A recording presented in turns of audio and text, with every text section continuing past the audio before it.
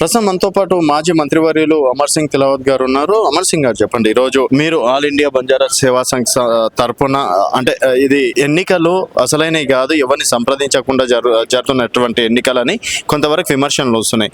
ఏం సార్, అంటే బంజారాలో ఉన్నటువంటి గ్రూపులు విచ్ఛిన్నం అవుతున్నాయి అనుకోవచ్చా, యూనిటీ అవుతున్నాయి అనుకోవచ్చు? ఆల్ ఇండియా బంజారా సేవా సంఘ్ ఇది జాతీయ సంస్థ, ఇది ఒక ట్రస్ట్.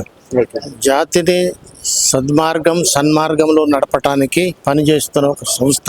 అయితే గత 5 మాసాల నుంచి అంటే 29 జనవరి 2025 నుండి ప్రక్రియ మొదలుపెట్టి ఓటర్ లిస్ట్ ఫైనల్ చేసి చారిటబుల్ ట్రస్ట్ లో ఏ ఓటర్లు పేరు నమోదై ఉన్నాయో, అంటే ఎన్ఈసి మెంబర్లు నమోదై ఉన్నారో వారిని గుర్తించి వారి ఆధారంగా నోటిఫికేషన్ జారీ చేసి ఆ నోటిఫికేషన్ ప్రకారంగా 25 మే నాడు ఎన్నికలు జరుపుకోవాలని నిర్ణయించడం జరిగింది.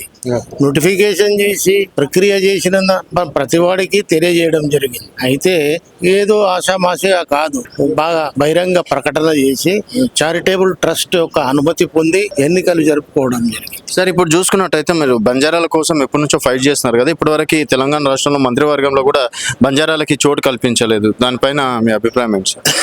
ఇది ఎన్నో రోజుల నుంచి యువకులందరూ కోరుకుంటున్న సమస్య. ఇది సమస్య కానే కాదు, ఆ ప్రభుత్వము గుర్తించాలా. గిరిజనులను కేవలంగా ఓట్లుగానే గుర్తిస్తున్నారు కానీ వీళ్ళు కూడా మనతో సమానంగా వీళ్ళకు కూడా పదవి అర్హత ఇవ్వాలనే ఆలోచన ప్రభుత్వానికి లేకపోవడము చాలా బాధాకరమైన విషయం. ఈ రోజు ఇక్కడ ఉన్న కాంగ్రెస్ పార్టీ మరి బంజారా గిరిజనులకు ఈ అవకాశం ఇవ్వకపోవడం వల్ల నష్టపోయేది బంజారా గిరిజనులు కాదు, కాంగ్రెస్ పార్టీ నష్టపోతున్నది.